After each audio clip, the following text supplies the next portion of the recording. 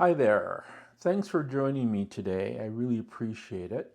I'm the Haku Dude, and this is my channel, Haku EDC. Today we're going to be diving in how to choose the multi-tool that is perfect for you and will help you be a force for good in the world. By the end of this video, you'll know exactly which type of multi-tool is your best fit. Now, we're not going to tell you which multi-tool to get, and we're not going to say that these are the best 5 multi-tools, because each person is different. You're different than I am, so your choices may be different than mine. But I'm going to help you go through a way of thinking about what multi-tool is best for you and how to choose it. And then once it is chosen, what you're going to do with it. Before I do that, I want to give you a little context. So just hold on a little bit here.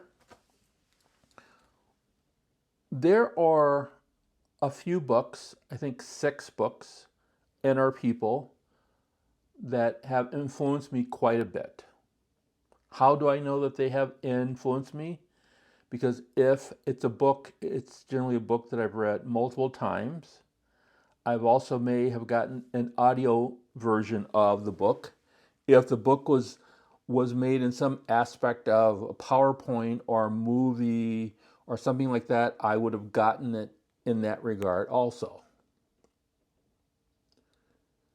One of those books, The 7 Habits of Highly Effective People by Stephen Covey. I know a few of you have heard about it, but if you haven't, it is a good book to pick up at the library or at the bookstore. It does come in an audio version. There's also a video version, and there's also just a regular paper version. And then there's ways on the internet of getting excerpts of it. But that's what this is going to be based upon. Now, there's lots of books out there, and some of the other ones that have influenced me that I could have used. But I'm choosing this one because I think that this one is probably going to be the most helpful for someone who's looking for a multi-tool. Stephen Covey wrote The 7 Habits of Highly Effective People in 1989. It became a bestseller for multiple years through the 90s. It still sells very well. Covey passed away, I think, on Independence Day in 2012. I've had the opportunity to meet him. I've been to sessions with him. This has had an impact on my way of thinking. There are other books. There are other people. You may want to think about who are those people or books or items that had an impact on you. I'm talking about beyond your immediate family. Your immediate family always has the greatest impact on you, whether you realize it or not. So instead of discussing all these other books, we're going to focus in on 7 Habits of Highly Effective People. Habit number 1 is be proactive. 2 is begin with the end in mind. 3 is put first things first. 4 is think win-win. 5 is seek first to understand. 6 is synergize. 7 is sharpen the saw. Now, with that background, let's go into the deep end of choosing your multi-tool. First off, be proactive, not reactive.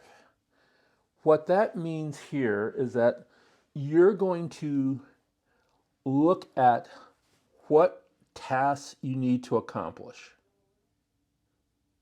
what you need to get done, and then what tools will help you get that done. The other thing that you need to think about, why are you looking for a multi-tool? Why are you looking for it now? Proactive, not reactive. So you're looking to understand what your needs are. Number 2 is begin with the end in mind. This one is really good because a lot of people think I need a multi-tool, so I'm going to go online, I'm going to see what are the 5 best, and I'm going to get one of those. What tasks you really want to do. I'm repeating that because that is important. What features are essential to you? So look at the task that you're going to do. How important is having a multi-tool that has a knife, a serrated blade, a saw, and scissors? How important is that to have all those things or any of those things? How important is it to have pliers? A plier head or not a plier head? How important is it to be durable? How important is it for it to be from a known company like Leatherman or Victorinox or a new company? How important it is to be made with a certain material? So really think about that as the end result. What kind of weight you want to have? Does it have to be very heavy or can it be very light? As I alluded to, what's the brand reputation? Now we know that Victorinox, it has a certain kind of reputation. Leatherman has one. You know, you can look at the other ones like Nextool, Roxxon, Swiss Tool, Byberry, whatever. They all have their own kinds of reputations. Number 3 is put first things first, which means do research. Figure out what your needs are. I'm going to say that again. Figure out what you want to do and then prioritize those things. If you look at all of your needs, and it's like most things in life, you're not going to get something that meets them, that fits your other criteria, which may be something like durability or how much it costs. So you're going to have to trade off things. At this point, it's a good idea to write something down, to put it on a computer, whatever, just to look at it and to prioritize those things. What's most important? Is it more important to have something that you can bang with a nail, or is most important to have something that is lightweight? Is it more important to have scissors, or is it more important to have a pry bar? So with multi-tools, you have to look at that because each tool is going to be slightly different and it's going to come with different priorities. And as I said, that's a good time to write stuff down, the alternatives. Think about win-win situations, whereas you're going to get the most important things listed in your priorities, and how will that impact the tasks that you want to do? You'll be able to do much more tasks, quicker tasks, more complete tasks with the multi-tool that you're going to purchase. You may get some cultural changes, attaboys, what is that? New conversations about your tool, about what it does, how it impacts you. You can be prepared to respond to those questions. Those are the things about thinking win. The other thing that sort of slides from win-win to seek first to understand is that this is a great time to get feedback from people about, now, has the tool been working with you? In other words, when they see you working with the multi-tool, do like they see you be happy? Or are you struggling? Or are you helping them out? Does the tool make them afraid or give them comfort? And listen to what they have to say.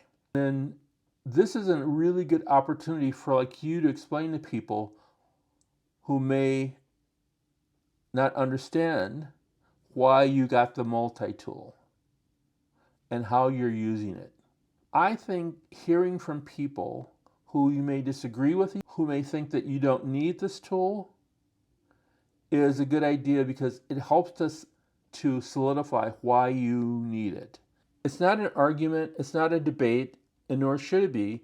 It's you're trying to understand their point of view and how you fit into that, how your decisions have come about. And once again, this is not about you changing your mind, although you may end up doing that.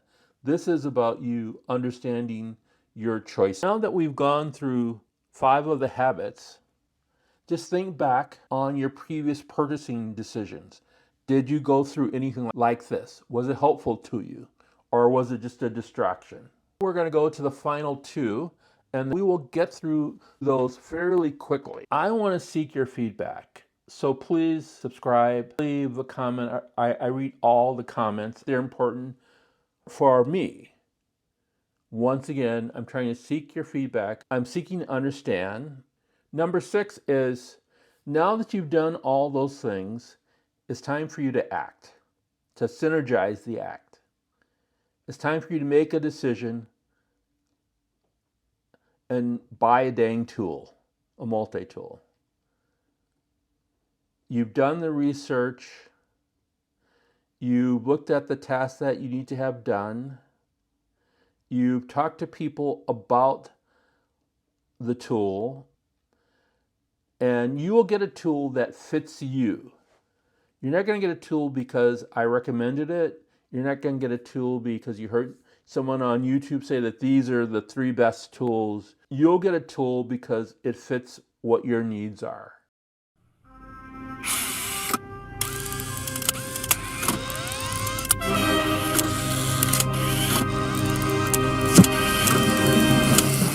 Cool.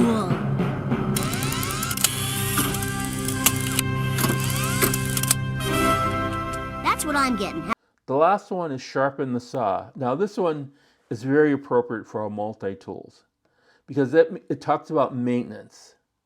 Learn how to sharpen your blades. Learn how to clean and maintain your tools. Your tools are going to be costly, and you're going to want to know about what the warranty is and how you get the warranty fulfilled. Some of them, let's say a Leatherman or Victorinox, you're going to have to send back to the company, which means it's going to be gone from 2 weeks to a month. While there, they will actually fix it and send it back to you. Some will just send you a new tool. Others you can just drop off at a store and then they will replace it for you. But you need to understand what the warranty is and how it may impact your future work. The last part about sharpening saw is customizing. Since no tool is going to be perfect for you, especially if this is your first or even second tool that you're going to buy, there's 2 parts to this customization piece. One is you may decide to get a tool and say, I'm only going to use this tool for a couple years. I got this library, I'm going to use it for a couple years. I'm going to make sure it's similar to like a surge. I'm going to make sure that I need all of the tools that are on here. And then 18 months later, 2 years later, you say, I need all these tools. I just need them to be a little bit better. Now it's time for me to pick up the surge. It's going to be a little bit more durable. It's going to give me a little bit more of what I need to have. So that's one way of sharpening the saw, is looking at the growth that you're going from one to another in a planned way. The other thing is you may want to customize this. You know, here's a surge here. I like having a clip on it. And that's a customization that I've done. I don't typically do customizations of colors. I like to have a clip on it because I want to wear it on a belt or in my pocket. I don't want to put it in a pouch. I don't want to wear it in like a sheath. When I want to get to it, I want to get to it quickly. One type of customization. Another one is like on the Swiss Army knife, I've got a little zip pull. And I like that because I tend to put this in my pocket or in a little pouch of some kind, and then I can just pull it out. I don't have to dig around in it. That helps me get that out quick. So those are some customizations that I've done. But you may want to do other things. You know, there are people that change out blades. You know, they change out the steel of the blades. There are people that want to change the color. Do something that customizing things to make it you to want to use it more and to allow you to use it more. That is part of sharpening the saw, to make sure that you have durable, usable multi-tool. We went through the 7 habits, and I'll quickly go through those again. They are be proactive, begin with the end in mind, put first things first, which is a prioritized task, think win-win, seek first to understand, then be understood, synergize, and sharpen the saw. Now, this is just one method of many of picking a multi-tool. I want to thank you for being here today. This is Haku EDC. I'm an old dude. I have a new channel. Would appreciate it if you like, subscribe, leave a comment, because I want to know how I can do things better and do the things that you want to do. See you in the future.